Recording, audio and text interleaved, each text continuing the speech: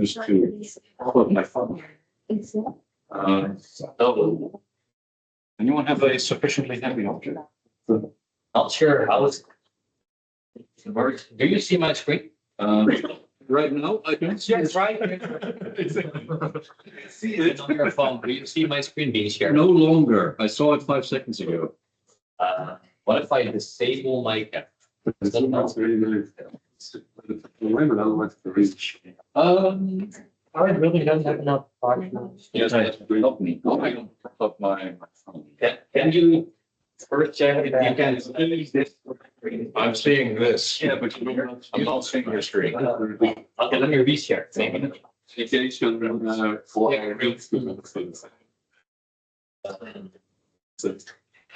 Window. Presentation. Is this working? Yeah, on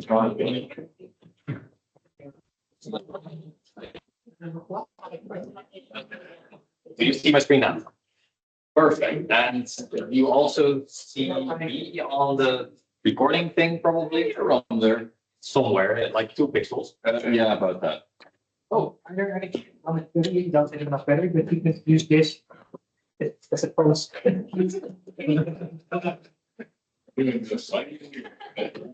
I wanted to use run out the some big camera. Do we need more phone stands? Actually, somebody have a phone stand. It's sliding. No, we haven't seen them. Just hold it. Okay, don't take it. Am I on their center? Because last time I reported Mika's arm. It's probably put me in the center. Yeah, the thing is, I'm going to stand you're here. far away enough that I have the entire bloody arm. That's what it looks like on the Teams meeting, but when you look at the recording later, it turns out it's just recording my arm. I have no control of that. Sorry. Yes, I'm gonna move a little bit this side. Also, we're doing it in the one.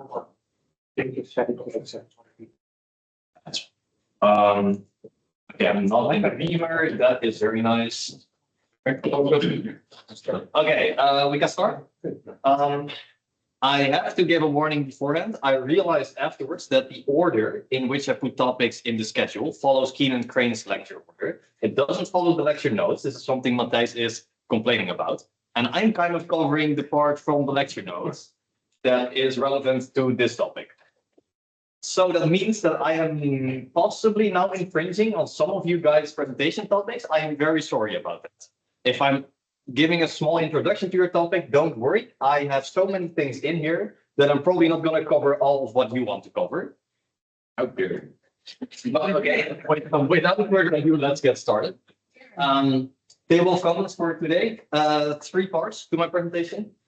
First, a somewhat brief overview again of K-forms, because I feel like this keeps being confusing to everyone. What's going on? Why do certain properties hold in some cases, but not in others?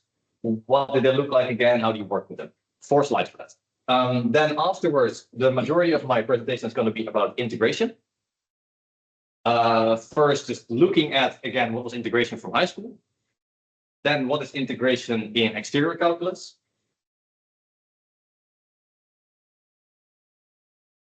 What? Oh, we have an echo here. Is that my audio? Can you turn off your speaker? Twice already. That's there's a like disable audio output button on Teams. Yeah. Oh. That's why I'm a bit sensitive. Yeah. If it's distracting, you better turn it off. Around So the exterior calculus perspective to integration, looking at boundaries of integration domains. And then finally, a small part about special parameterization. So can we change the speed of which you're walking along some surface, some curve? And can we add mapping? I forgot to change the title here, just ignore the word differential for now. But differential K-forms, also known as K-form fields, if you're risky and want to upset some people. K-forms. There are many different versions of K-forms that you've seen so far. The introduction from Keenan Crane starts with the top left one, scalar valued K-forms. So what's that? It's a multilinear sort of function that takes a few vectors as inputs and returns the scalar as output. If your k is 0, so it takes 0 vectors, it's just a constant. It's just a number, a scalar number. Nothing special about it. Then at some point, we went from these k-forms to differential k-forms. What does this word differential mean? It means that this changes with respect to coordinates. So you can imagine some coordinate system might be x and y, and this then changes what the form does. So you have this extra property that there is this coordinate involved, which you can call your point P, and your form is dependent on your coordinate. That's a differential k-form. These are the two most common ones that you've seen in lots of Keen and Crane's examples. But at some point, he also starts talking about vector valued k-forms. So instead of just spitting out a number, you're measuring the vector that you're putting into it and getting a number, you're actually getting a vector. So again, for a normal k-form, so not a differential one, if it's vector valued and you have k is 0, it takes 0 vectors, so it's just a vector. You just define a static vector. When you have a vector valued differential k-form, now this can also vary over your coordinates. If k is 0, it takes 0 vectors, it's just a vector field over your coordinate system. And as k goes higher, you take more directions to measure, but you'll see that in a bit. So here's some example what the notation for this look like. Scalar valued k-forms. Let's say your coordinates are x, y, and maybe more coordinates that ignore the others. You can have a form that's measuring your x direction, a form that's measuring a linear combination of your x and y direction. And you can wedge those together to get a higher dimension form. So you go from a 1 form to a 2 form. Scalar value is not differential. Then there's the differential version of this is you can parameterize the outputs of these forms by your coordinates themselves. So here I added a y squared, here I added an x, and you can wedge these together as well. The important thing is that now you have coordinates, but you're still measuring directions. When you're working with vector value k-forms, instead of just returning some linear combination of your bases, you are actually returning a linear combination of vectors multiplied by these bases. So, for example, you measure your x direction multiplied by a vector, you measure your y direction multiplied by a vector and add these together.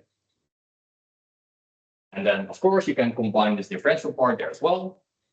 You can parameterize some of these vector components by your coordinates at some point P.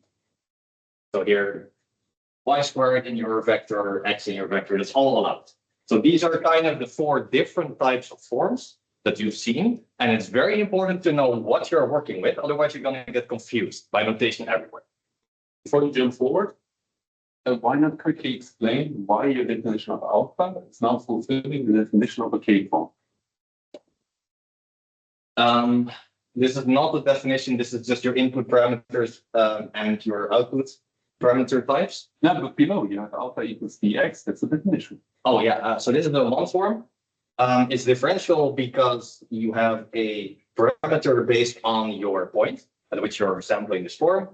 You're measuring the x direction for this 1 form, and you can wedge these together as well. So here you have. But when you talk about exterior calculus, I would take one step back. So why is, take the example above, right? Alpha equals dx is a little bit simpler. Why is that a function that goes from Rn to R? Because that is what you wrote. Alpha takes a value in Rn and it gives you a result in R. So why is this a function that takes a vector in Rn and gives you a result in R? Yeah, so m in this case is at least 2 because I'm using x and y. But you can also imagine there's plus 0, dz, plus whatever. So all of these other axes. So your vector in Rm is going to be evaluated, measured by taking the components in the specific dimension that corresponds to the form in which it's measured. So in the x direction of this Rn vector. Okay, let's make it simpler. I'm going to take alpha of the vector 1, 2. What is the result? That's going to be 1. Yeah, and how do you determine? That's what I was trying to say. Take the x direction and apply it to the dx basis of this form, which is in this case 1 dx. Can't you write it out on the device? I can. So let's say you have a vector x is what did you say? 1, 0? 1, 3, or whatever. 1, 2. Or in the notation from Keen and Crane, that is 1 partial x plus 2 partial y. Isn't the same thing? Now, when you have alpha of x, that is in this case x of x is applying this entire thing. So you have the x of partial x plus 2 partial y. This you can linearly expand because it's multilinear. So you have the x of partial x plus 2 the x of partial y. This is 0 and this is 1. Why is the one on the right field? Measuring a component in the y direction with an x basis form is 0. That's just the definition of how multilinear forms work. Well, how forms work, which are multilinear. You are measuring a vector pointing towards y on an x basis. Does that answer the question? It's an intuition, right? So how would you define this then, let's say, more generally? So you have x here. Okay. Just for the intuition part, you have your vector that you're measuring is this, which is partial y. It's a vector that's pointing towards the y direction, and your form that you're measuring on is this, right? This is your dx measuring device. You project it on it and you get 0. More general, I mean, that's kind of how this always works with any dimension when you're working on just Rm spaces.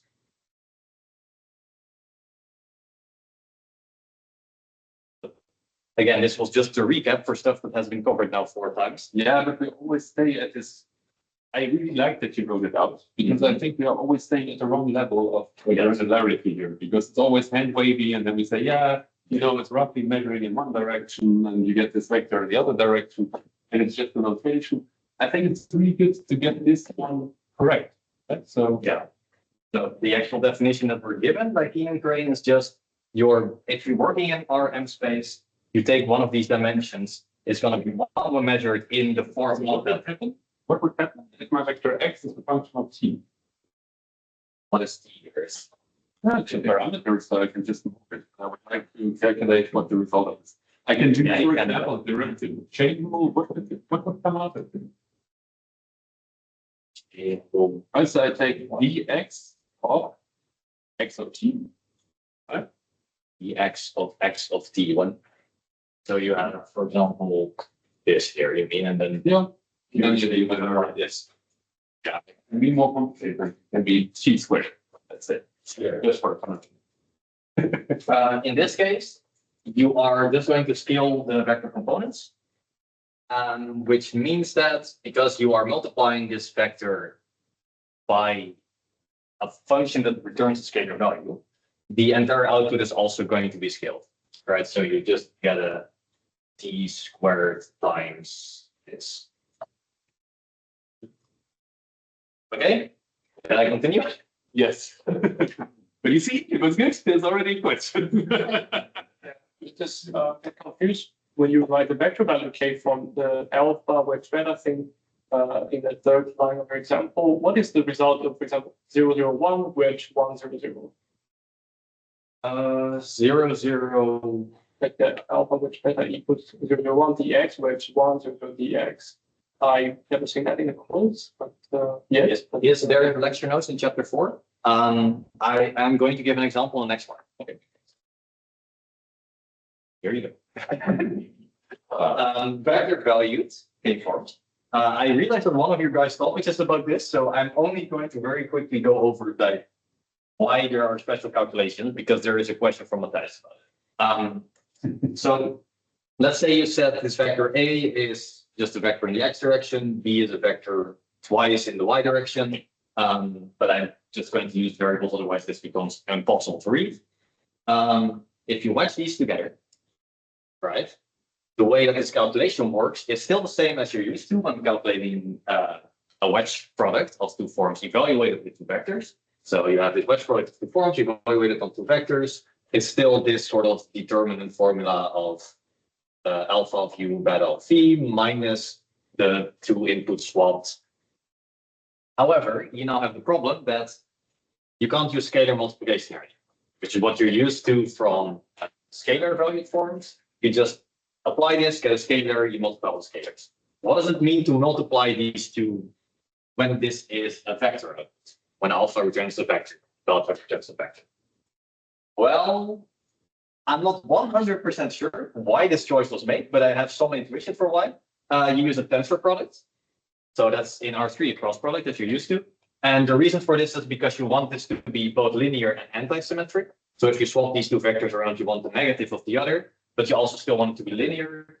So as far as I know, the only real option there is supposed to be a tensor product, but I don't have a proof for it. This is not explained at all by That always returns zero, technically linear and unsymmetric. Exactly. I just wanted to say this. Yeah. I immediately construct another example. So this is, but that's what I mean, right? I have the feeling we're describing a lot of properties of things that we did not really define properly. Yeah, that should have happened before. I agree with you. Yeah, But if we I can't find an explanation for why this was chosen. Every research online just says it's a tensor product. And then says, yeah, it's because of it having these properties, you need these properties, and the only thing that fulfills it is being a tensor product, but I can't prove it, and it probably takes me another 2 days to figure out how to prove this properly. So if you want to prove it at some point with me, please do. But for now, just assume it's a cross product instead of a dot product. Otherwise, it doesn't work with this anti-symmetric property. So when you now have this vector scalar, cross product vector scalar, you can take out the scalars. Then you get the cross product of alpha cross beta is going to be a vector in the z direction. And I think I'm missing a factor of 2 here because I multiplied it by 2. Sorry, it should be 4. No? Correct? No, sorry, it's correct. It's supposed to be 2. So it's slightly different from working with wedge products of scalar valued forms. I have one more example for this, because this is very important later on. It's used for a notion of push forward, but we'll get to that. That's foreshadowing. Let's say you have a form that's a linear combination of two basis forms with a vector attached to it. So this is plus, not wedge. Just making sure you get this. It's not a wedge product. What happens when you now wedge this with itself? It's just this parity beak thing where you take the first, wedge the second, sorry, the first, wedge the first wedge second, second wedge first, second wedge second. The first and the last, you can see that the basis for that will be crossed out, because you're gonna get a cross product of a vector with itself, with a form basis of itself with itself, that's gonna be 0. Now you get these two parts. If you do like 2 or 3 steps of transformations of switching cross products around, you're going to find out that this actually doesn't cancel out. Instead, because it's a cross product, you are going to invert a minus sign to go back to a plus, which means that you get a wedge product of 2 forms, where both forms are the exact same. That's not 0. So you've seen so far in most of Keane and Crane's definitions where it just says wedging something with itself gives you 0. And then suddenly at some point, you see now that things are being wedged with themselves and they're not 0 anymore. That's because they are vector valued K-forms. For scalar valued K-forms, you don't have a cross product given dot product, so swapping the terms around is fine. That's going to be equal to before the swap. But when you have cross product and you swap these two, you're going to invert a minus sign. And that means you don't know anymore if it's going to be 0. But we haven't defined the wedge product is for vector valued forms. So what would be the definition? Because of course you can now give random examples in different dimensions. Wedge products of these forms is you fill in every form with every vector in a matrix. So if you have, let's say, 5 forms and 5 vectors, you have a 5 by 5 matrix, and you take the determinant of that. That is the definition of filling in a wedge product. For 2, it's just this, right? This is the determinant of a 2x2 matrix. And then the question is, how do you define multiplication when you have vector values outputs? Because now you get vectors inside of your matrix as a value. So that's where this cross product comes in. I wouldn't really see how you write it out yet, to be honest. Very confusing to me because usually I see it introduced completely differently. So I'm kind of trying to end up with the same definition I know from the other side. And we can share this. Yeah, okay. But I still need to write it. So applying this is going to be the determinant of the matrix of I think it doesn't matter if you use columns or rows because the determinant is going to be the same, but just going to for convention now that's this is here. So that's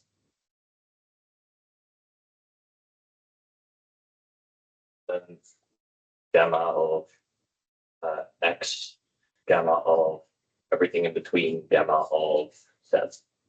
So this is how you actually calculate this wedge product. But I still cannot match it to what you have there. I have here 1, 0, 0 dx and 0, 2, 0 dy. So how would you write it in this matrix? that's the question. You just take every vector as a value. And then once this in this determinant, the multiplication comes up, that's where you take the tensor product instead of a dot product. Because you're going to get multiplication. It's not even a tensor or dot product, it's just a determinant. Can we write this the matrix on which you want to apply the determinant for this example? I have it here. Oh, that one? Yeah, that's just 2D version of this, right? No, not necessarily. You have 1, 0, 0. So how do you write this vector 1, 0? Just take it as value. Just see it as one letter, one variable, whatever you want to call it, in your matrix. Yeah. And only once you have to evaluate the multiplication. Let's just write it up for one moment. Right? Because no, it doesn't. Discussion takes much longer. Let's write it out.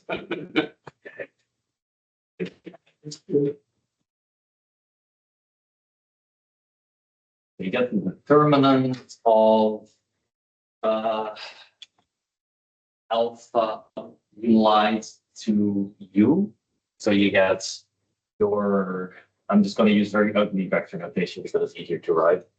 Dx applied to u, where u I haven't actually defined, so I can't really calculate it now. U is just a variable. Because now we have already a notation that is very different from what the determinant definition is, because the determinant of a matrix would have a real matrix. So that means scalar and not vector n.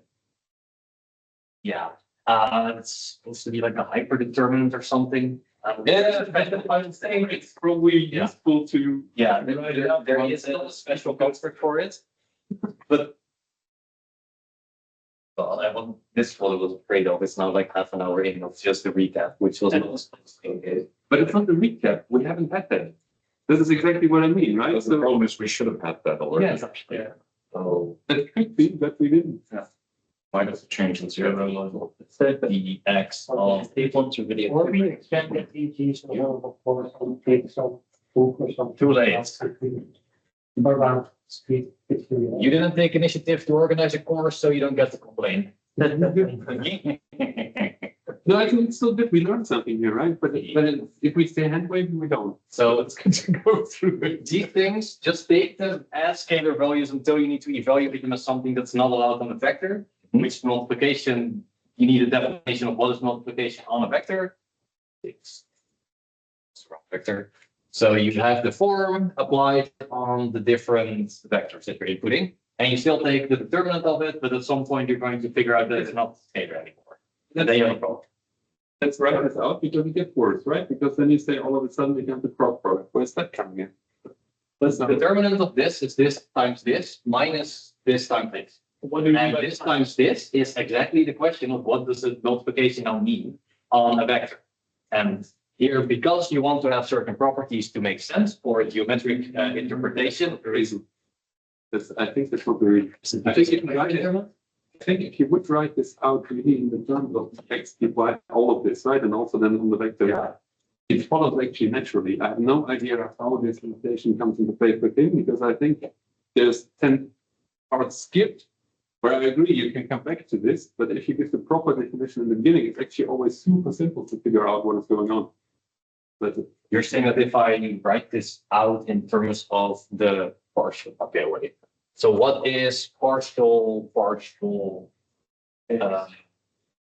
x dx of u times partial y, two partial y times the y of v. So this is just going to be the x component of u. This is going to be the y component of v, the y, and then you now get a double partial. You can call that. I'm not sure. Like this is something to do with the. So in each point, you have a vector that's a small vector, or a partial vector in x direction, and that is the small vector in y direction. And Yeah. you get the amount of the x direction of u, that's a scalar, and you say that in x direction, a partial of x direction, that is the amount of the vector that we have on that point, on that single point. That's just what I would say. Yeah, I mean, what does the multiplication mean? Because you're going to get a double partial derivative, but you're not supposed to really interpret this as a partial derivative. So I'm not sure how to interpret this properly. Again, this exactly why I have this, because this is the one thing that I'm not sure about. I can't prove or explain or figure out now in real time. So I was hoping to not have to do that. yeah, but it gets worse, right? Because you said it's not necessarily 0, but let's change the vector. It's not to 1, 0, 0, but just 1, 0. And the other one is 0, 2. Yeah. And then you're stuck. Because then you cannot do cross product anymore. Yeah. Right? So that is why it's not good to work with examples. Really go message to all of you, and I think we should redo this for the next time, because we wanted to meet next week anyway. Work through this properly, really derive what the basic definition of these things are. And then all of this is super easy to explain, because now what happens is you jump into the simplification of what actually happens, which he uses as a placeholder, because at some point it's like, if you ever see physicists work with integrals, they're just saying, oh yeah, dx away with this dx and this dy and now base change and so on. If you go through it properly, it's right. Everything else I tried to do in that way. This was the one thing where I spent 2 hours trying to figure it out. There's criticism. Yeah. I'm just saying, next week you want to do this anyway. Do it properly, and then I think we should plan in another presentation where we go over these basics once in a clean setting. Yeah? Because that was what I initially also said. It doesn't help to rush this course if then we always say at the surface, we're basically in the end you take nothing away from it. So let's rather do this right. No, can you find this for me? Because I really tried and I couldn't find it. Yeah, This was very difficult to figure out why this.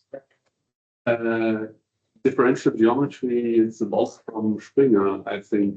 From 1990s. That's the one we went always that we used to read 3 years ago.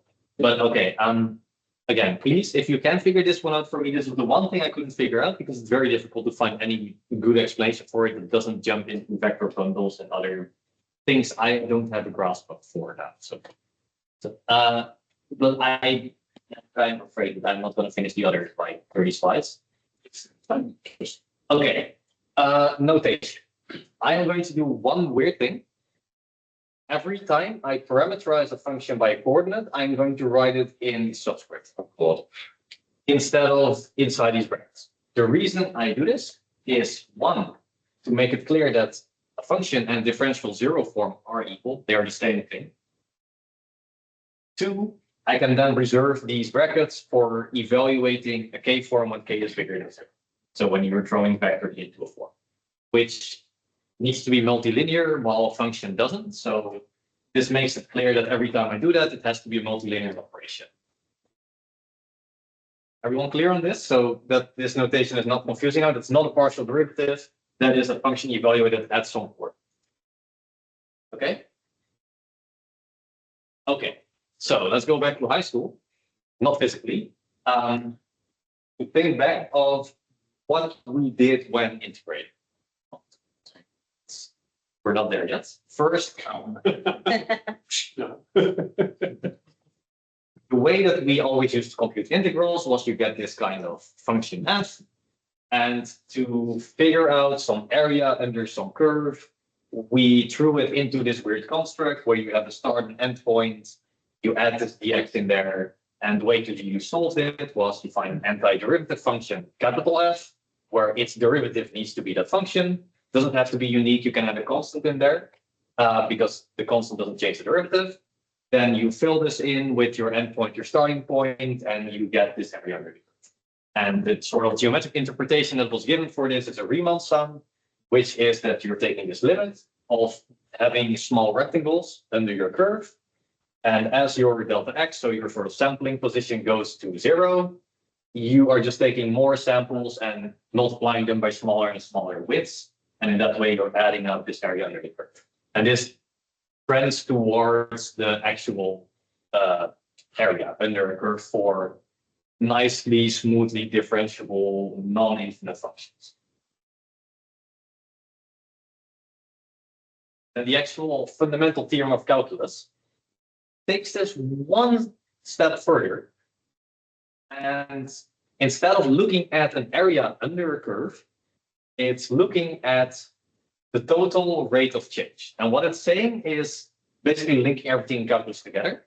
It's saying that this integral, you can interpret it as saying that you look at small piecewise steps and look at the difference between these steps. And if you add up all these differences, you need to necessarily end up in the spot of the difference by looking at the derivative. You need to end up at the spot of your original function at the end point. So if you evaluate your original function at the end point and the start point, then of course the total small differences need to sum up to the change between your endpoint and the start, right? Like you can see this geometrically, why this makes sense. It doesn't matter what happens in between there, you need to end up there. So all of these small changes need to add up to this big step. That is the geometric interpretation for the fundamental theorem of calculus. Integral over your derivative is the difference between the end and the start. If you now look at this from a Riemann sum perspective, it's basically saying one time step further, you evaluate the function compared to a current time step. And you sum all of these differences. And of course, this will cancel out if you think it in terms of a for loop in programming, right? Because you are every time subtracting the value from your previous iteration. Now, exterior perspective is a little bit. Sorry to interrupt, but did you introduce this notation? What? You mean the underscore? Of this summation with the. Yeah, I tried to make it look like a for loop. It's a bit mathematically absolutely not. Okay. This is not correct. If it's an integer sum, why not?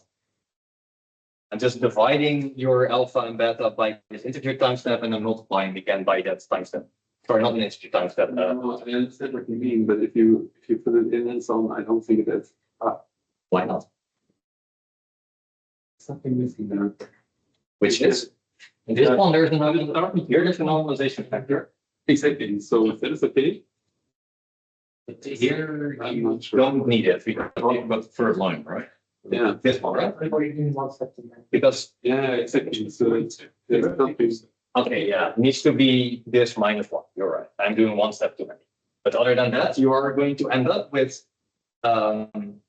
the start function, the start position of x is alpha divided by delta x. How do you be stepping over the sum here? No, it doesn't matter. But I would be careful. Yeah, Stick to notations that are either in the book. Because I know that you try to make it right? Somehow tangible, but it's As far as you know, this is correct, right? Like, what is the problem here? now, what would be the integers for x that you now go over, for example? Because a divided by delta x. Yeah. That's not in. Sorry, there's a element missing. Yeah, okay, I realize I'm forgetting this part. This is what I was missing, sorry, my bad. Nah, but Delta x expression will probably floating point number. yeah, exactly. Yeah, sorry, delta x is a floating point. Yeah, but then you cannot enumerate the sum. The sum is defined for integers, not for fractional stuff. I mean, if you Okay. look at a for loop, then you're in computer science, but then Sure. you I get what you mean. This is not an integer, but it's basically, yeah. Yeah, that's right. So you kind of have a mix between something continuous that would be an integral, right? Yes. And something that is discrete. I would, yeah. And I needed a better notation for it. You're right. I got what you mean now. It's not right by because I'm going to use this notation like 2 more times during the presentation. So sorry. Here's one errors. My question now is, okay, you have this geometric interpretation for Riemann stuff, taking all of these rectangles, or the other version from the fundamental theorem of calculus, taking these small steps, which we say, like, it's not a definition, but I claim it's the same as this integral if your timestamp goes to 0. But now the question is, what actually is this thing that you're filling in? What is this alpha? So not this specific example of f of x dx, but just anything you fill in there. What does it mean? What is it in the general case? Can we interpret any choice of alpha and domain omega as this kind of Riemann sum? Does that make sense? And the exterior perspective in exterior calculus is that yes, you can. So now I'm going to try to properly define what I'm doing. Omega is an n-dimensional domain. Doesn't have to be in Rn, can be in a higher dimension. And points sampled on there are points on. So that's every p I use has to be on there. Alpha is an n form. So it needs to be the same dimension as the domain. It can be differential. It doesn't have to be. So you can also just have a constant form there. And it can be scalar value for a vector. Okay. So with this in mind, we can take a look at an example in R2, where the domain is just a part taken out of R2. And then you can define an alpha on there with the scalar values.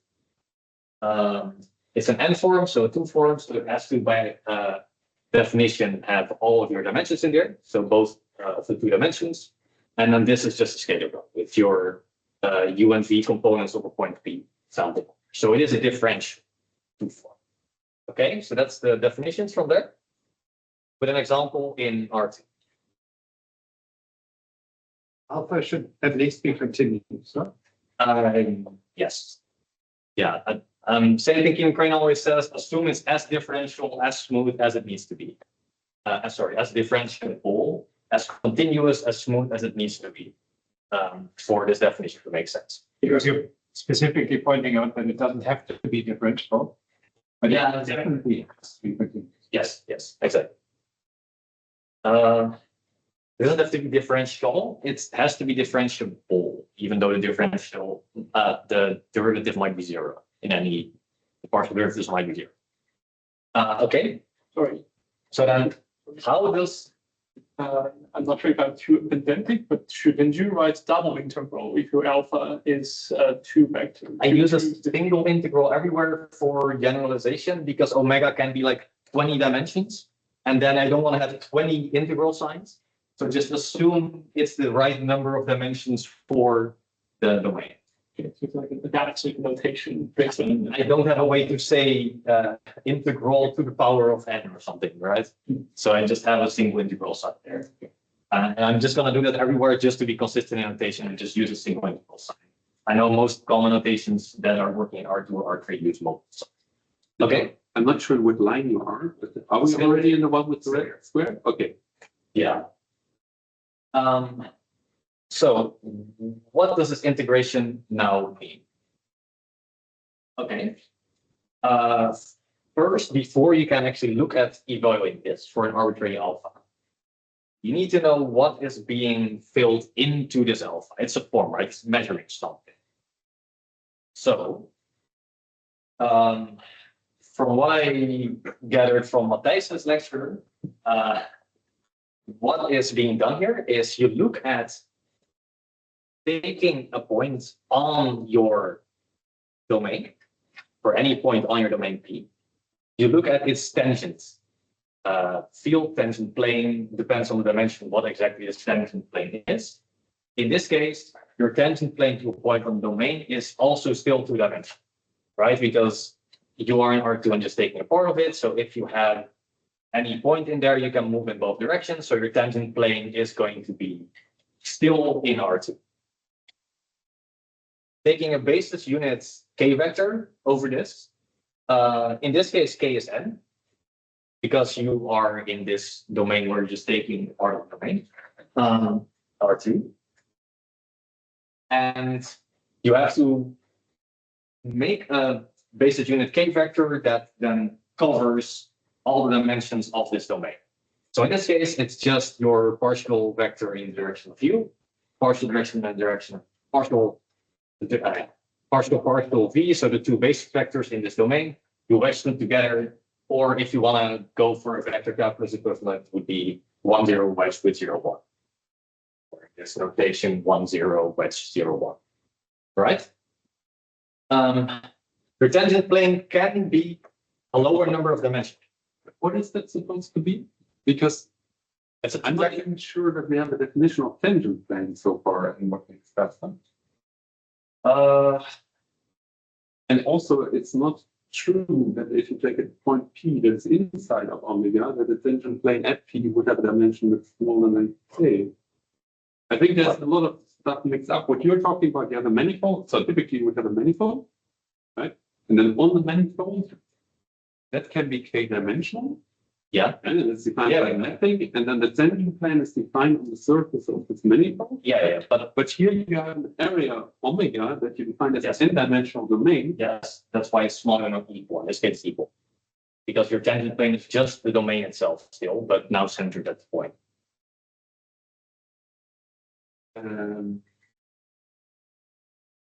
It can be, I'm not sure.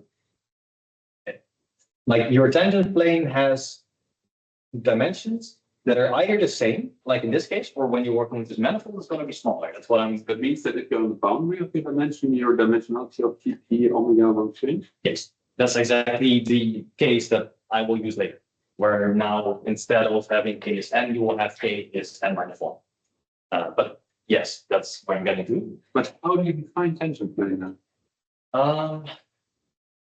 How do I define tangent plane? Still, because you say, okay, it's a tangent plane, but how is it defined? Your tangent plane is your subspace of directions you can move into if you're on this domain. Yeah, So it's your correct, because in your definition, if I'm even at the boundary of my region, I could still move inside, right? okay. But that is not part of the tangent plane. No, if you're on the boundary, then your domain is the boundary. You cannot move off the boundary. Why is that boundary? You don't say that your domain is closed or open or whatever.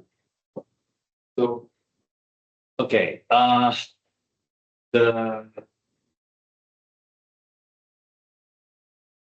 So let's say omega is excluding the black line at the border, so that it's open.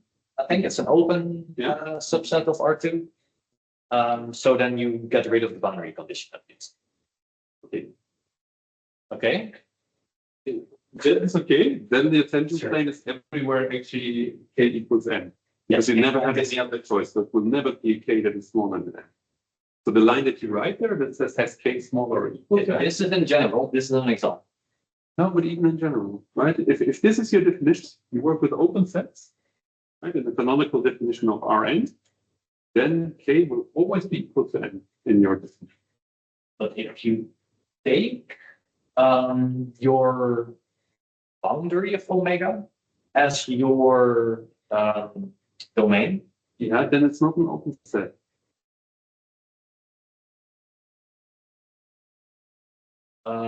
oh yeah, you're right.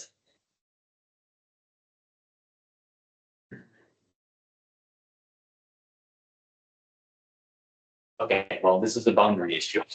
But I agree. Let's ignore on omega the boundary, and then we can at least define, if it is a closed set, then you can define the boundary. Then it makes sense again, but I'm not sure how to handle that space out. That's somewhere we're going with this, but It's gonna be relevant plus, that's why I have to introduce. What if I have my domain, my input domain, omega is in, I don't know, R2, like that, with a subset of R2, and it maps, and I have a function that maps to R3. But the function maps everything to a line, so it maps this two-dimensional omega to a like a line in 3D. Is my data plane now one-dimensional or two-dimensional? One-dimensional. Line, so. I mean, like, no, my input, You're gonna get my output is also affected. space, that's the tangent of your line, but then multiplied by a scalar. so that's what I mean, because your example, and that is why I would really like to go back to the original definition. When you work with manifolds, what you describe is not a map. So you don't have a definition of a manifold, there is no tangent plane because you don't have a manifold.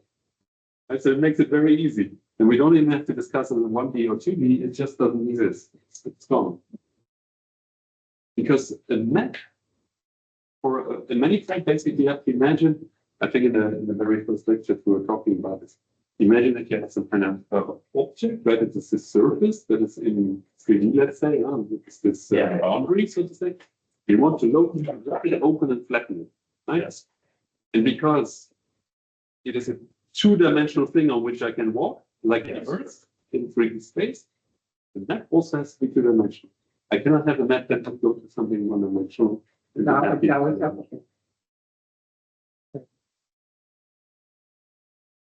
Okay. And it is very important because all these operations that you do integrating over the manifold and so on, they would fail the moment that your map is not mapping space, because then you always have a null direction where things go. Yes. Okay. So integrating with this interpretation over A form alpha is then sampling this alpha at a lot of points P. Again, I'm using this incorrect notation of taking smaller and smaller parts of delta P, right? But basically you're taking every point P here in this domain, taking the basis of the tangent plane domain, so that's in two directions. Doesn't actually matter how these vectors are rotated because it's a two vector, so it's not even rotated. There's no rotation there, it's just orientation. That's also not working. Hmm? Yeah, sorry, but that is also not working because your alpha P is an N form, right? So it should, Yeah. It's a two form in this case, in this example. Yeah, And but W the is a two property vector. that you have there is the two vector, Yeah, right? W is a two vector here, it's wedged two vectors together. So you fill in the two form with a two vector in that example, or N form with an N vector, and you sum up all of these results. All right, so in this example, within R2, you have N is 2, K is 2, your point P is just two coordinates. Delta P is alpha P. Yeah, it's 2. Basically, because I'm dividing it in delta P, but I don't have a good way to describe this dividing in squares. So I basically say divide the domain in pieces where every dimension is chucked into these delta P. And then the K is to make sure that it's the area that you're taking the limit of going to 0.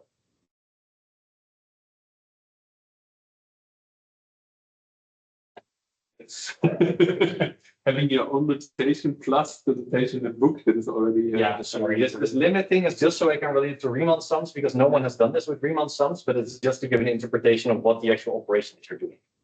Right? Taking these smaller and smaller squares, sampling at every point, filling in your basis along which you're walking, and then summing all of this up normalized by the area of the pieces.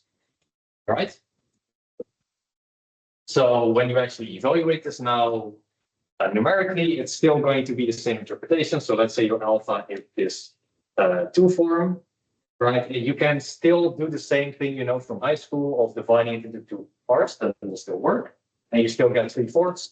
But the important thing is that this is more general. If you, Again, right? So notation wise. Here you make this wedge disappear, right? Yeah. Is there a way to describe this now? Why is that allowed? Why is it that decomposing it like this? Did we ever see this? Because I think we didn't, right? This example I just stole directly from Keenan Crane's slide, but Yeah, it's correct. I'm not saying it's Yeah. wrong. I'm just saying you do a step there.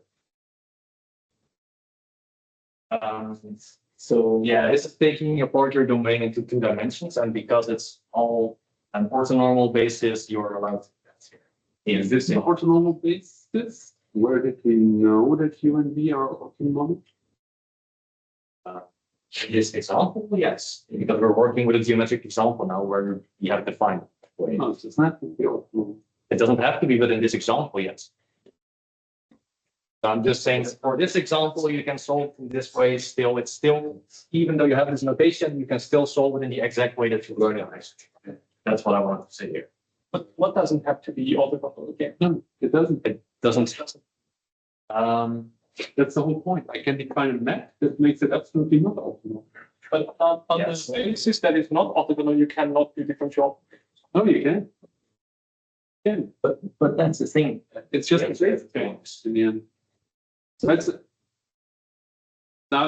So I don't know from which side you're coming. That's true, right? You can look at measurement theory, then you have an interpretation of this. You can look at the differential forms. You can look at base changes and normal integration. All of this is basically the same, just formulated differently, right? Yeah.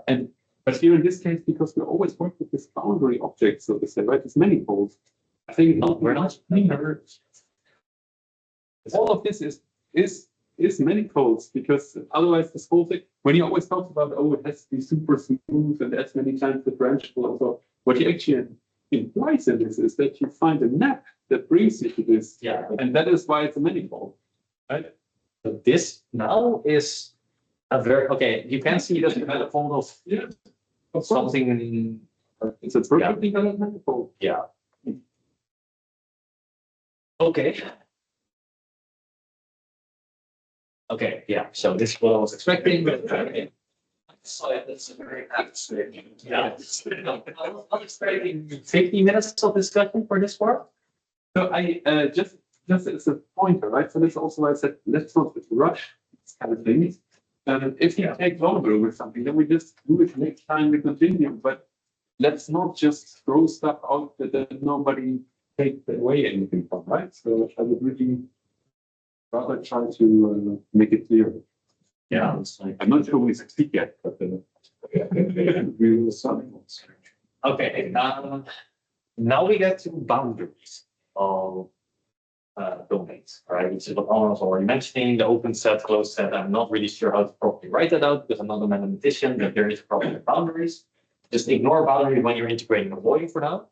Otherwise it gets very confusing. So think back of the fundamental theorem of calculus, which is that summing this inside change is the same as looking at the boundary.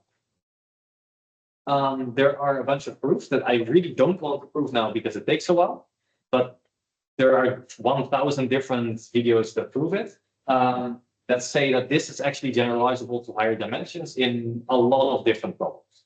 So one of them is with flow, that I will show for a second. It's that if you have this either part of R2 or part of R3 with a vector field flowing through it, then the divergence of everything inside of this, summed up, can be measured by just looking at how much of this vector field flows into it. So by looking at how it's aligned with the normal vector of this boundary, and then seeing if there's like more flowing into it than out of it or the other way around. And that way you can calculate the total divergence of an area. Similar thing works with curl, where you can see how much a vector field flows around a subset of your R2 or even R3 by looking at how the vector field flows along the boundary. And that's going to give you the curl sum of everything in between. There's a derivative missing somehow, because you're not measuring the same thing inside as on the boundary, right? You have the differential of that. Yeah, you're measuring the vector field on the boundary and measuring divergence or curl on the inside, on the surface. I'll show the formulas in a second. So the flow, this is a 2D representation of it, but it works both in 2D and 3D, if I'm correct, if I remember correctly. Vector calculus notation that you might have seen before is that you look at how the normal of your boundary aligns with your vector field, and you integrate that over the boundary, arc length parameterized, but I'm going to talk about it at the end. That's going to be the same as looking at the divergence of the area inside of this. Now, Mika sort of showed this last time. There is a kind of cleaner way to write this in exterior calculus by directly using your vector field as a form. And then instead of having your arc length parameterization of your boundary, so looking at pieces of your boundary, you are just evaluating your movement along this boundary on a form. So you take this vector field, you project it, and then you rotate it by 90 degrees. And this is what you're now measuring when you're walking along your boundary. And this should be the same as the calculation that was shown last week for divergence, which is exactly this. So you can see your divergence here as a form that you're evaluating for your area inside of this domain. Now, there's one interesting thing to note here.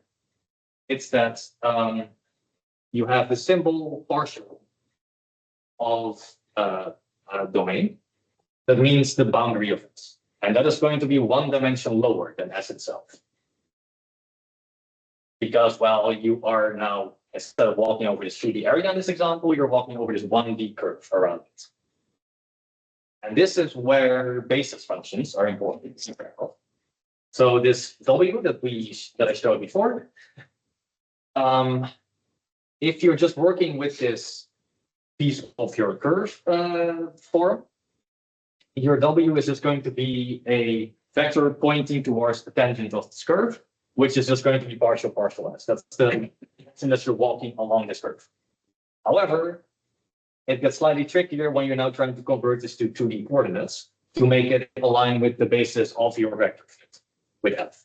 So then it's actually parameterized by your P. It's going to move along this curve, and then you see that this direction is not as easily described as just saying it's walking along the curve, but you have to convert it to proper notation in the X and Y vector directions. But they are both basis unit vectors, one vectors, over this tangent plane at some point S on the curve of the boundary of this. Small s, big S, sorry, confusing. So K is one. This is both a one vector because your boundary is one-dimensional.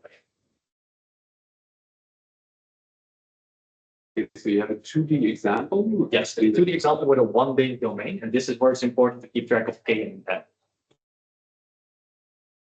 So your vector is just a one vector that's moving along the curve, while of course your area is going to be a two vector that's like small squares. You can visualize it in that way. So you're in R3, you get a domain S, which is This R2 variables This is R2. but the normal vector is taking out and make it certain. Just ignore this part. Okay. Getting closer. And F is a Vector field. One of the places to the other which I can see. F is a vector field here. It's a differential two vector, right? No, it's one way. Is it a one vector? It should be one differential vector doesn't exist. That's not what you call it. You can call it a vector valued differential zero form, but that's basically the same as a vector field. Is there a negative sign? It depends on what your direction is for moving along the curve. So that's I think, a choice you make somewhere of how you define your movement of a long curve, how you define your boundary direction. But okay, I have two more of these things, which are very similar. Same thing with Green's theorem with flow, which very high level overview. Again, I don't really want to prove this theory. Is you can see how your vector field flows along your boundary by integrating the curl inside. This is your flow of your vector field along your boundary. So the tangent vector is the same as your curl over your surface. And then the exterior calculus notation for this is also kind of clean. You just take the vector field, turn it into a form, and you're done, right? Because then you have a form pointing in the direction of the vector field, and you're just putting your tangent in there because that's your basis vector. That you're walking along your boundary with. And that's going to be the same as taking your curl inside in exterior calculus, which Mika showed last time, over your inside. And the reason this works intuitively, it's not a proof, I know, I'm sorry, is that your curl is going to cancel out everywhere, and the only thing that's left is this flow at the boundary of your domain. But is it not written up correctly? Because if you go one slide back, you have the exact same exterior calculus formula, only you have a Hodge star. Yeah, the Hodge star is what turns it 90 degrees, right? So you want to look at flow through the boundary or look at flow along the boundary. And truly, it's a 90-degree turn, but in NB not, right? I need to check that again if it's correct. But this was the definition also from the book. And so now the F here is not the same F. The F is not drawn here, but you can imagine it's the same vector field. It doesn't matter. This one does look like it has zero curl though, so it's probably not a good idea to take this out. But F is just a vector field over this area. And then this is your curl measurement at each position. Again, I wanted to shortcut this part because the proofs are there much better explained by other people. I wanted to go for the topics that are more important. So Green's theorem can be now converted into 3D by embedding it, right, with a map. And that's the normal Stokes theorem, the non-generalized version. It's just you take this thing, you put it in 3D, and then you can still use the same formula, and it turns out that it works. Now, the generalized Stokes theorem is the important part. And this is the thing that I do want to at least mention. These were a bunch of examples of showing that if you integrate a form, in particular an n-1 form, over the boundary of an n-dimensional domain, in this case, n was 2 in the R2 examples, and then you have a 1 form, but it can be in every general dimension. That is going to be the same as integrating over the entire content of this domain, the exterior derivative of that form alpha. And this encapsulates everything from these examples you've seen before. The fundamental theorem of calculus is just on R1. That's just n is 1, and you get a 0th. That's just taking the difference between the end and the start. It's the same as integrating over its derivative over the domain. Gauss's divergence theorem with the divergence in both R2 and R3 are examples of this. Green's theorem with the curl is an example of this in R2.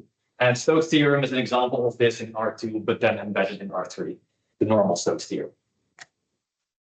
Okay, so final part of this presentation, which is also still quite long. I don't know how many people need to leave early.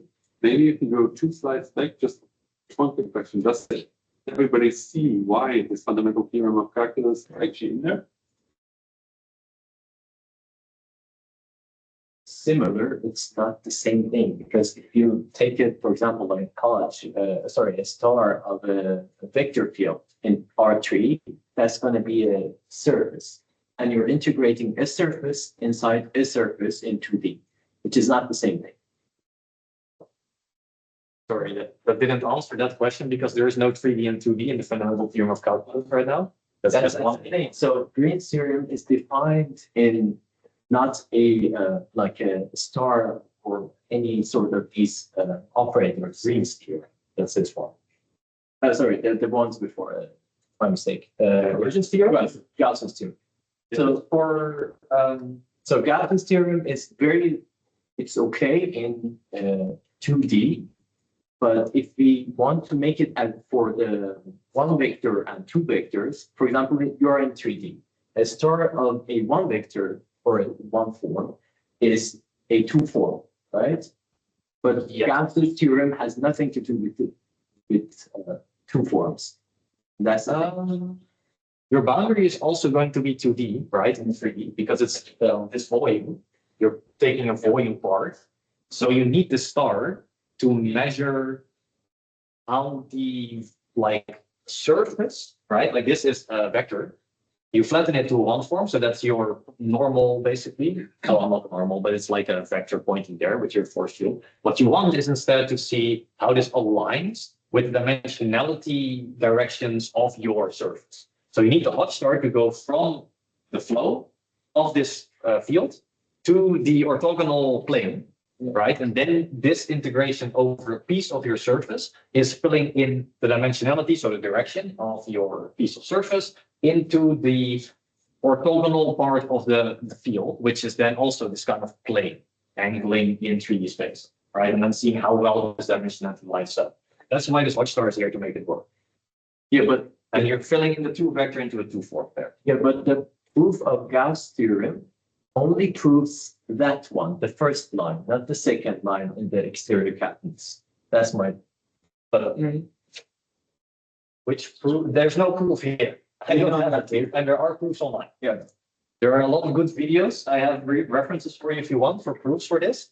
But like you can see that here, boundary of something, this of the integral is the same as the in like the content of that domain with the derivative of that same integral. Right? Like it still holds for the generalized Stokes theorem. And you asked if the fundamental theorem of calculus is clear to people. Why this holds there. Right?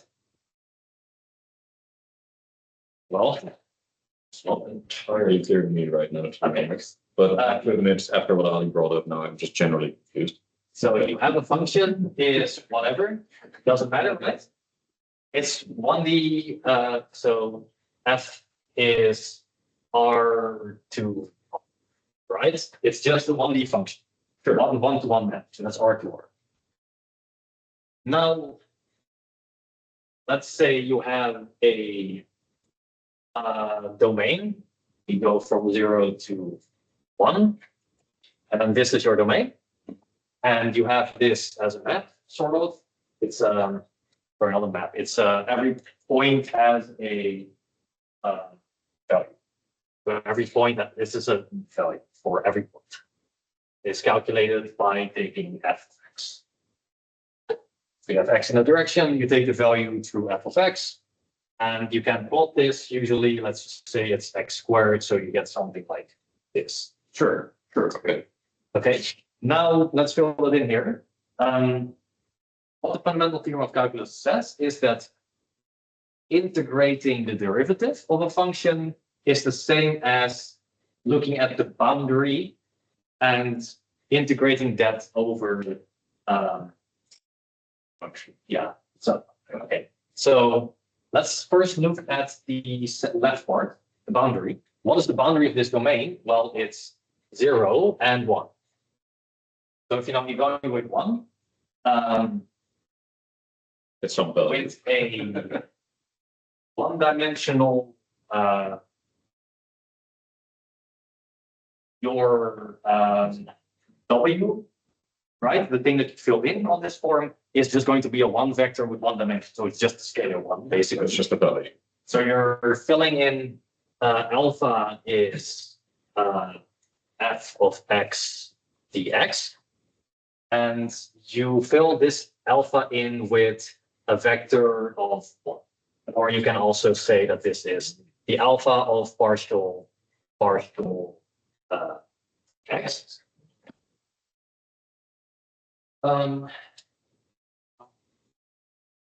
Sorry? You turn around, you bring around d alpha to the alpha. Where is the alpha? I first want to look at the left part, right? So what does it mean to evaluate this thing? Yeah, that doesn't have a dx. That's what Alpha is.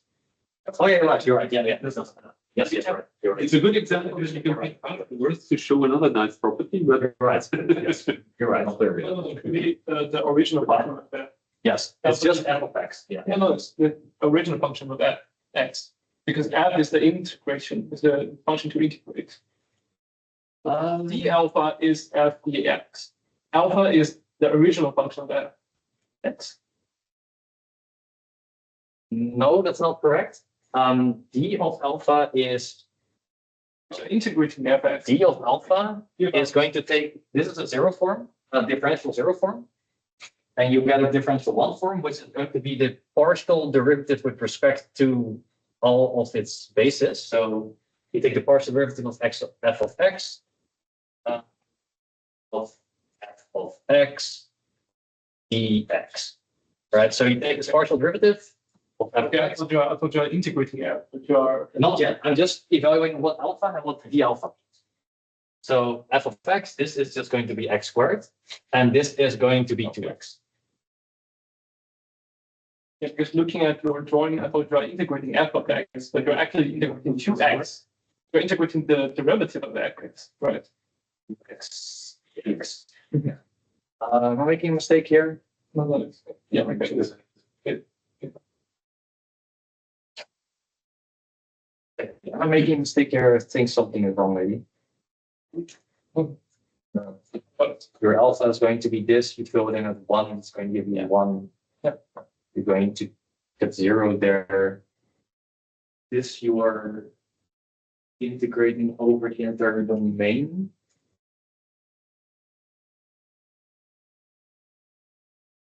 Taking the wrong partial derivative. So you have this as your boundary integral.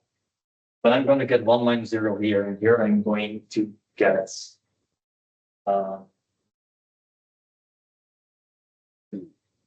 why am I getting a 2? There's something wrong. so you get 1 because the integral of 2x is x. You get 1, you get 1 or 2. Oh yeah, of course. Yeah, that's right. You're right. Because yeah, that's correct. So, yeah. Why do you, when you take the, So okay, let's just say first what this is before we get into discussion. So the integral of this is just going to be 1 squared minus 0 squared. why is there a minus with minus? Directionality, because you have this direction that's going starting here, going there. So this is your front facing direction. So when you take the boundary of this, this is your positive direction, this is your negative direction. It's simplex theory, I think, but I'm not 100% sure. The reason behind this, as you say, partial of, what's that symbol name? True of omega. Omega, yeah, partial of omega, and partial of omega here is partial of x. And x has a direction, and that is why you're saying Yeah. 1 minus 0. That's the reason. But there's no direction on the boundary of omega. No, that's it. Yes. Let's just get it. Definition. Very confusing. Omega is this thing, right? This is basically, this is the volume. Then this is your positive boundary of it, and this is a negative boundary from the direction you're evaluating it towards, right? Because this is now pointing sort of inside, and this is pointing outside of your domain. Still seems counterintuitive with me because in 2D, if alpha is a true form, you don't have this negative. It's only when You do depending on how you're integrating it. Because if you integrate counterclockwise or clockwise, for example, you're going to get opposite results if you're integrating the form. Because the form is going to give you negative when you invert your vector that you're throwing there. Right? So the direction of integrating along a curve matters. And that's the same reason why the direction of integrating here also matters. But okay, so it's just to get the fundamental theorem of calculus, because Elmer asked, if you integrate along the boundary alpha form, alpha just being the differential zero form f of x, You are not going to fill in any vectors there. You are just going to take the boundary positions and sum those up, which is going to be 1. Then here you are integrating from 0 to 1, 2x dx, which is triangle integration, right? This is this thing where you have 1, 2, 0. Super confusing coordinate system like that. 1. So you're just integrating this, which is going to be 1. Right? This is just an example for x squared, but this holds for everything where evaluating the boundaries, the left part, and comparing the two is the same as integrating over your derivatives. Can I continue? Yeah, You don't like it? no, I think it's useful for it. But Okay. I think really it makes it because then you also get more familiar with the Exactly. So if you have oh god, f of e of f, so integral of e of f, for example, right? It is equal to the integral of, and now we have the derivative of x times dx, Yeah. which we know is the same as f of, and then you have the boundary, let's say with a b, and then you have here a, sorry, b minus f of a, and that is now the same as, and then we have a little bit of an abuse of the notation because that is the boundary of this interval that you have here. There's just a and of f. And now you have, if you take this part, and this part, same as integral over the interval from a to b of df. And this here is the same as the integral over the boundary, integral ab. Okay. So this derivative here is partial derivative with respect to x, right? And this is the same. Yeah, I always really hate that comma. Sorry, what's it called? The apostrophe notation, because it's not clear to what you're taking partial derivative. No, you can write this out. Then you have So I always use the partial. Yes, this. Thanks. Yes. right? And then you recognize exactly the thing that you already know from basically high school. Wait. This is over the boundary. Which, Yeah. So in high school you see this in combination with this here.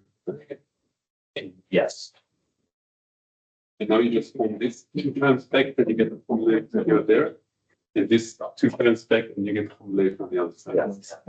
Okay. But it's good to connect these concepts that Yes. we know with the stuff Yeah. that we don't know, because otherwise it's very difficult. Okay. 15 slides or something. Characterization. This thing should be pretty simple. So the next 5 slides or so should be very simple. You're used to seeing curves as functions. So a map from x to y, and you can draw that as this setting. You have this map f of x, which by definition doesn't map to y yet. We just say we set it the result of f of x for any x to y, and then you draw the blue curve here, which is, you can see here, it starts here. I just took the very simple example of x squared. Now there is different notation for curves that is much more important, which is a parameterized curve. So you have a time step, time value is what I see t as, and then you have an x component and a y component that are both dependent on t. So they are functions of t. And you see this one gamma in orange, it's this thing for t from 0 to 1, and green is rho from t0 to 1.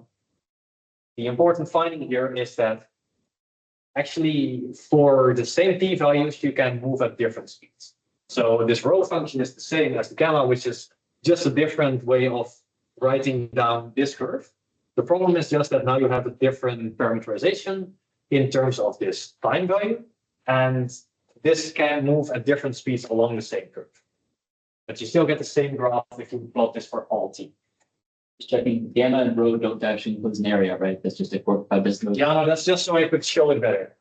Don't make this an area. This is just to visualize what part of this graph has been reached by t0 to 1. But it makes sense, otherwise you have the same plot for your time and you don't see anything. So- Yes, exactly. Otherwise, we get everything overlapping. I didn't want that, so I thought, okay. No, that's fine. So, can you convert from this function notation to a parameterized curve? Yes, very simple. You just set x is t and y is f, right? It's basically the first one I had before. It's t a half t squared. If you have a half t squared, that's your function. However, the opposite is not always possible. Very simple counterexample. Imagine a curve that starts at the origin and goes straight up. You can't parameterize it with a function of x, having y parameterized as a function of x. You can't do that. So we're going to ignore the fact that functions exist in this way and just work with parameterized curves so that you have a more general version of writing curves down. But I showed you before that there is a difference in speed depending on your parameter that you're moving by over this curve. So you have this t parameter, and you see here, for example, a very simple example that if you move in the top curve, the red one, that's the bottom one in the graph, from 0 to 1, you are going to move from 0, 0.5 to 1, 0.5, which is a movement of 1. But if you now multiply both your values by 2, or just the x value by 2, you will move at twice the speed. So this you can change a little bit. And it's important to find a parameterization where when you move by 1 in total, or actually by any difference in time, that your curve itself in total also moves by the same difference for any arbitrary difference in time as you're putting it in. The reason this is important is it makes it so much more easy to understand what you're doing when you're integrating along a curve. For example, getting the curve length is as simple as just looking at the two differences in time steps, right? Because then you know exactly how much it has moved. You can integrate it along this curve as your domain very easily because you want to have these small pieces of your curve with this Riemann sum. You can integrate differential forms through this curve. And for all of this, you would need some kind of unit speed or arc length parameterization to make that work out nicely. So I'm just going to give a very quick example for why it goes wrong if you don't do this. Think about the Riemann sum interpretation. So let's say you have an RG color grid where red is X and green is Y. Well, that's Yes. Now you know. 1.5 hours in. If you want to average a gradient of colors along a line, let's say you have, not a line, a curve. Let's say you have this curve being defined again as this very simple quadratic curve. If you would now do this simple integration along this curve with the Riemann interpretation, and you would start with a delta t of 1/10. So you sample at every t step of 0.1. You will see that in this area, you will have much more samples clustered along this line than on the top area. You will see that this orange part is spaced closer together than the blue part. And let's say you now double or half your delta t, so double the number of points in this Riemann sum, or if you go to the limit, keep doubling it, for example. This sampling problem will never go away. That doesn't go away when you have more samples, right? So you can't just take any arbitrary curve and use this to integrate to average, for example, along any kind of function. You would really need this unit speed parameterization to make it work. I don't want to do it for the quadratic curve, so I just did it for a unit circle because it's easy to see what the scaling is. Let's say you have a unit circle with this parameter for x and y. So x is your cosine 2 pi t, sine is your, y is your sine of 2 pi t. So for t 0 to 1, you move along this exactly once because you end up at 2 pi. Just very quickly, I am breaking a convention here that I am using brackets for the cosine evaluation because the cosine subscript 2 pi t is completely uninterpretable. Just so you know, that's not a form. But I am using it in that notation. So if you start with this original curve parameterized by t, then the way that you can now fix this problem that it's moving too fast is you take the derivative in both coordinates. This is not forms at all yet. This is just derivative. Then you take the magnitude of this vector with two components to find the distance traveled at some point t, at some time step t. Then you can integrate this distance traveled from a start to an end by just taking this distance traveled at a time step, integrating it over t. In this case, that's 2 pi times the distance of your time steps. So you now have a way to write how far you have traveled from your start at 0 to t in terms of your original t that you're inputting. So you know for a given t how far you've traveled. Then you can invert this and say, we can also rewrite t in terms of distance traveled as a function of distance traveled, replace everything, and look at this. Now we have this nice variable, distance traveled, as your parameter. So by definition, because you're using distance traveled as a parameter, you have a unit speed curve. That was my best damage. Sorry, before you jump forward, because really we're talking so much about differential functions. Now you write your derivative as a t dt, and you put a red box on the top. Oh shit, that should be partial. Just this was a slide I didn't triple check. This should also be not a function, but underscore notation. Subscript notation. This should be partial t as a derivative in respect to t for both of your coordinates. I know this little bit of a messy slide. I hope the story came across that you want to reparameterize it in terms of distance traveled by integrating I know this stuff, but just say little. I try to insist a little bit on the notation. Messy slides. That is where I'm learning. most difficult. Sometimes I need my slide already fixing notation for 4 hours yesterday. Yeah, it was my slides and we formalized. I don't think you get around it, but Okay, I like to see final part is the maps, but I realized that some other people are actually supposed to talk about maps, and we are also running out of time. I just want to very quickly introduce some things to show how this now transfers to actual differential geometry with maps. Because so far everything has been either R2, R3 examples or just simple vector calculus. Okay, so maps, you can see them as vector values, not scalar values. This is very important. Differential zero forms. So for every point, let's say point P is U of V, you throw it in your curve map or your surface map. Okay, for a curve it's T, for a surface it's going to be U of V, and you get out some higher dimension position where you're embedding this curve or this surface. So this is just notation to say, okay, you're going from this input line I to some gamma curve map of I, which is that nice curve on the top right. Or for the surface, you start with this 2D slice of R2, and then you go to this higher dimensional setup. I'm not convinced by the motivation of defining maps as vector valued zero form instead of scalar valued K form. Oh, you are not evaluating the map with any direction. So anything above a zero form doesn't make sense because it means you need to evaluate this map. Also, you definitely don't want it to be a K form. You want a position in your output, a single position, right? You go from an input position to an output position. In theory, you can take the dual space by using a one form, but definitely not a K form. If you want to encode it as a one form, I don't know what it means geometrically, but you could.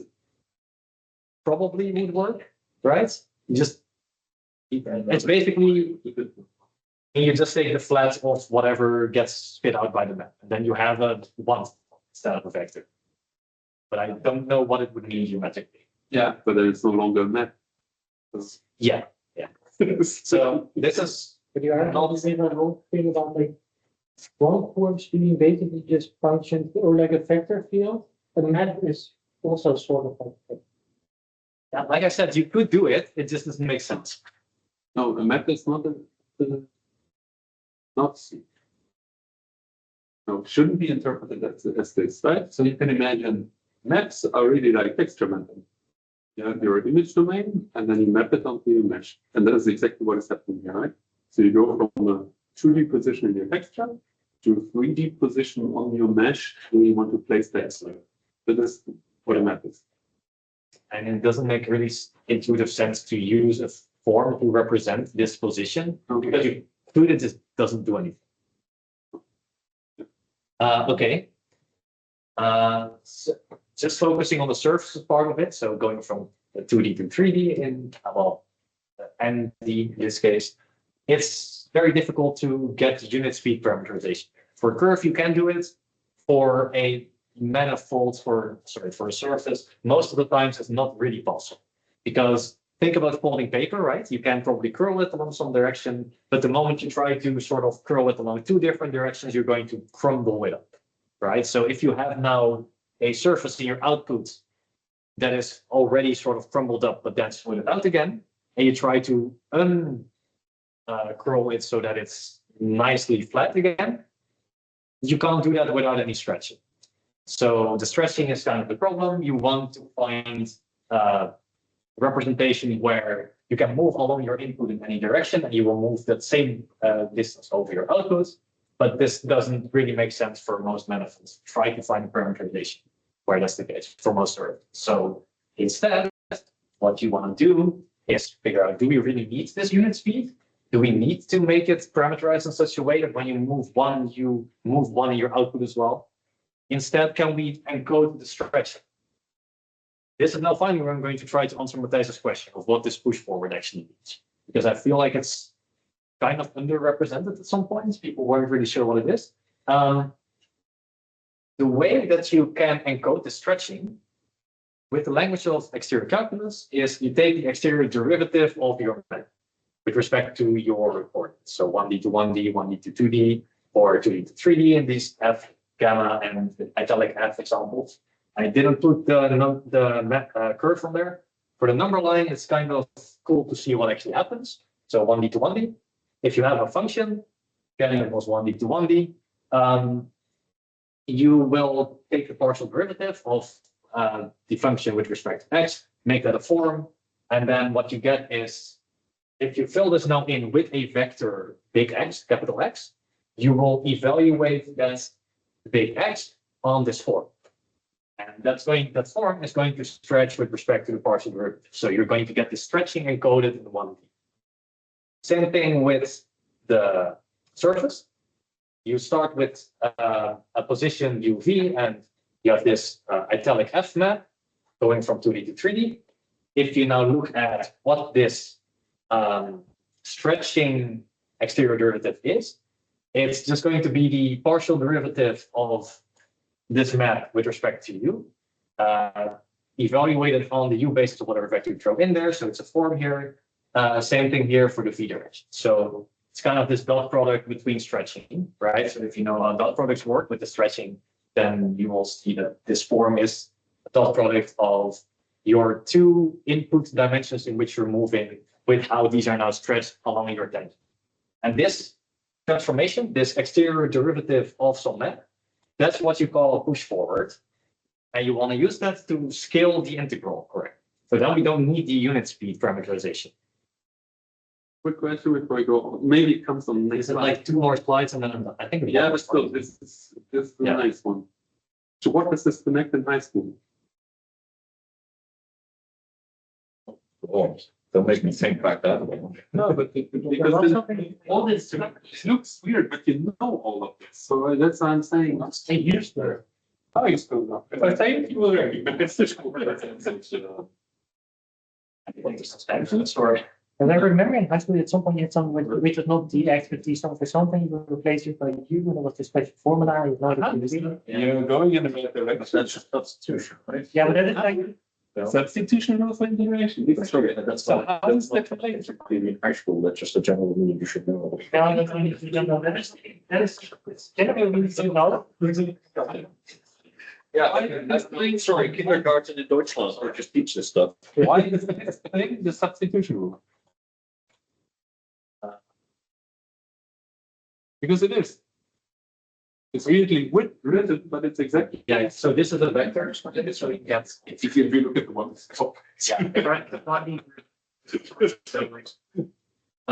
but there is the same dimension, so it's super confusing. Why is it in substitution? Because you're Oh, it's substitution rule.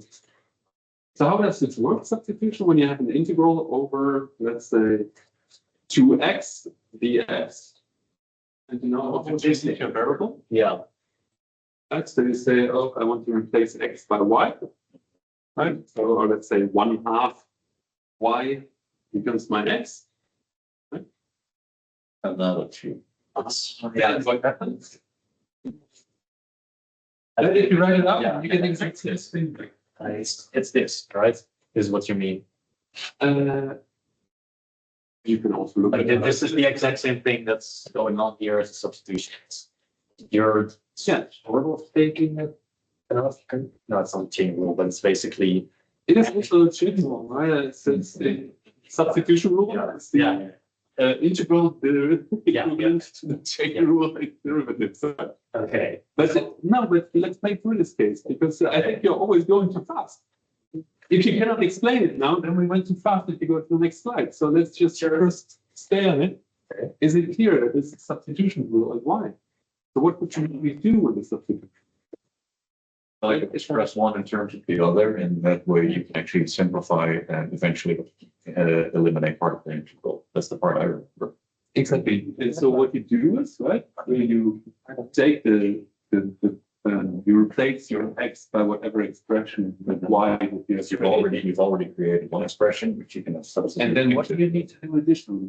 And so you cannot just replace it and then be happy. No, because then you need to start simplifying.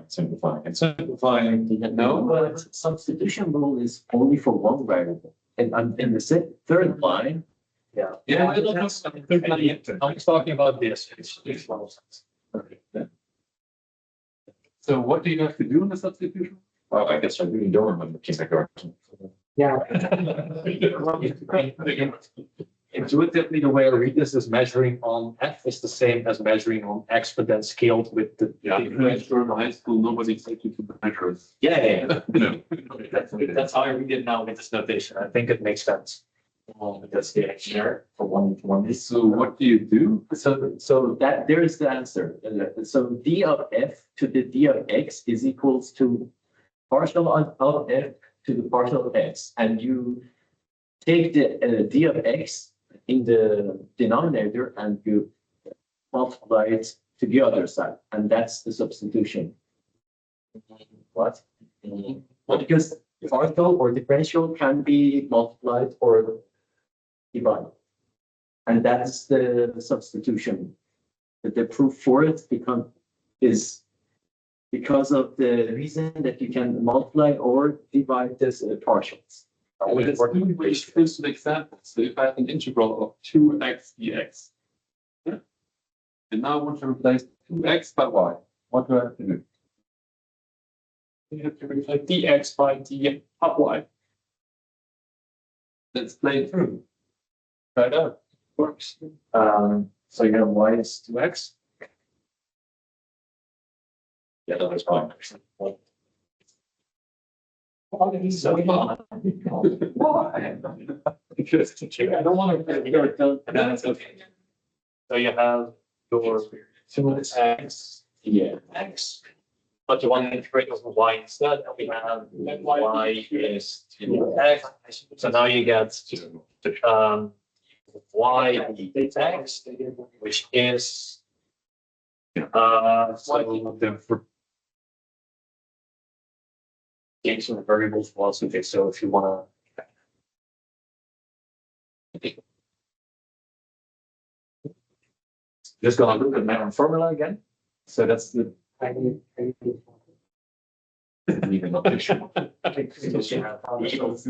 is the partial y partial x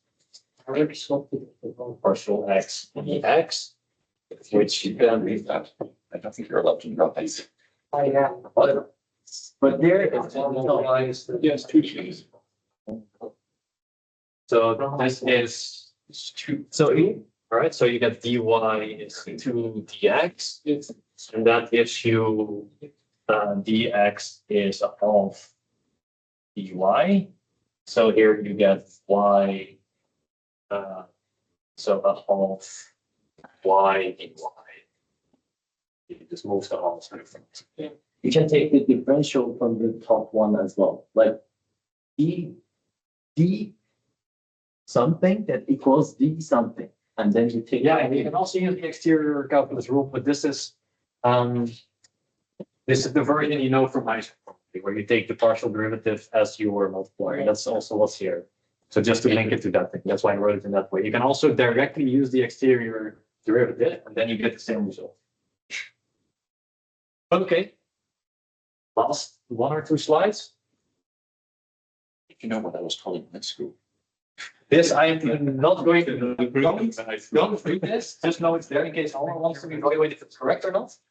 But let's say you now have this differential map, right? You take the exterior derivative of your map and you can evaluate it in a direction x, and that's going to give you the vector valued output of df of x, which is the push forward. That's what Keen and Crane calls push forward. That's what it means. It's this function that takes not a form that now takes a vector x and gives you the output vector in your output domain along your text. If you want to now evaluate this on an area, you can't fill in an area in this. You would need to wedge it with itself to get this area. Because now you are basically wedging. Now I realize I'm not 100% sure if I can just make that claim. So, but this is supposed to be how it works. You wedge this map with itself, you fill in the 2 vectors, and that's going to give you an output object that is going to represent this area. Now, how do you calculate the size of that area? Because if you just take these 2 vectors separately, right? If you just evaluate these separately, so you get these 2 vectors in R3, you know how to work with R3 vectors.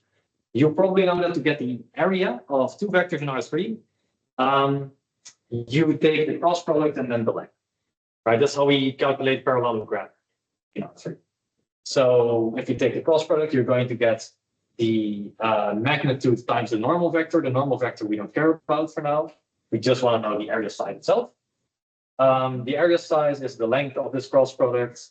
There are some rewrite rules, but in the end, you get this interesting dot product that links it to a metric, an induced metric that has been shown before, G. If people saw G in the book like 3 times, have no idea what it means. This is why it shows up. It's defined to be useful in some ways, but the important thing is that you see this square root of determinant of G. It comes from this idea that you want to have these 2 vectors, measure the area, and because of how this G is defined, this is not exactly the same as the square root of the determinant of that G. Again, my best attempt at speedrunning it. The matrix itself, you can find in the book. Actually, not the matrix itself, you can find it, create it yourself in the book. So, when you now see this word volume form, and you see that they are multiplying this square root of determinant of G, what you should really be thinking about is the size of going from a unit square here to going to this square on the surface here, right? That is what this thing encodes. It's the size difference of an area. That's why this weird square root of determinant of G is always shown. Volume form, usually with the letter omega, is thus defined as you take your normal basis vector, your 2 vector in this case, and you multiply it by this scaling from your original domain to the output domain, and then you have this volume form at some specific point. This also generalizes to higher G with higher dimension input domain, but I don't want to work with that, so I'm just going to show it on this 2D to 3D illustration. After you have this volume form, you can correctly integrate functions with the proper weight of how much surface area it covers in your output surface. So if you want to now integrate over your input domain, but want to make sure that it's correct for the volume, sorry, the surface size in your output domain, so correctly scaled, you need to use this volume form to integrate, and then multiply by some scalar function or vector function or whatever you want to throw in here in this you know what this Greek letter is, phi. Make it small phi. So if you have this scalar function of a point P in your domain is just a function or a differential zero form, if you want to call it that. This is your volume form, which is going to be m dimensions because you're wedging all your input dimensions in Rm together and then scaling it with this transformation. And then, of course, wedging this together, we're just multiplying it together because scalar is going to add 0 dimensions to your M form, so it's just a scalar multiplication. Now, one last step is usually you don't want to define this phi thing in your input domain within your output domain. No problem, because it's just a scalar function. You can instead use a function from your output domain and then use this map itself to change your coordinates to sample it in your output domain. So I filled it in again in the very badly written Riemann sum notation, where you're taking the sum again for every point. You are sampling at this point your output domain position and then the function, multiplying it by this massive volume form thing, normalizing it, and then this is how you know integrating a function on the output domain over the output domain, making sure that everything is correctly scaled. So you have this sample function that you're creating, getting some value from. You're shaking your head. No, because I wouldn't be able to follow that. No? No, because the notation is really Up there. Okay. it's strange. Phi ft, for example, already I've lost. So f was the map, and then p is It's 5 underscore f underscore p. Wait, what? Sorry. Let's go back to this. Here, this is not a map. This is a function defined over your input domain. not phi, but f. Yes. I tell like that. Tell like that is a map, yes. Is this clear? Yeah, sure. This is clear? Okay. The Riemann sum is again my very bad notation, but Yeah, this cohort is fine, right? yeah, the psi part that is of c. Part, Yeah, is psi, the yeah. one that I no. So you take your point to evaluate it in your input domain at some point in your input domain. You are first converting to a point in your output domain and then sampling this psi function in your output domain. So psi is a function in your output domain over the space of your output domain, not the input domain. It's just showing that this is fine, this works. If you have a function defined over this and not over this, you do this, right? You first convert from a point in here to a point in there and then just take the value of the function. Is that clear? I still try to connect the dots, but So this is just rewriting everything from there in terms of this Riemann sum again to show what this would look like if you want to algorithmically implement it on the computer, for example. Which is that you sample every point in your input domain, you calculate your function in terms of your input domain, so that's why you need this translation to go to the output domain from here to here. You multiply by your volume form filled in with your basis vectors, which is just going to give you the determinant of this G matrix square root that's to scale it correctly. This is all your basis dimensions in forms wedged together. This is your basis dimension vectors wedged together. This is the scaling to make sure that the sampling is correct. So in the end, what happens is mostly that you have your output function that you're multiplying by the scaling, and that's the thing that you're sampling and adding up when you would implement this on a computer. And I think that is enough confusion for now. We're 20 minutes over time.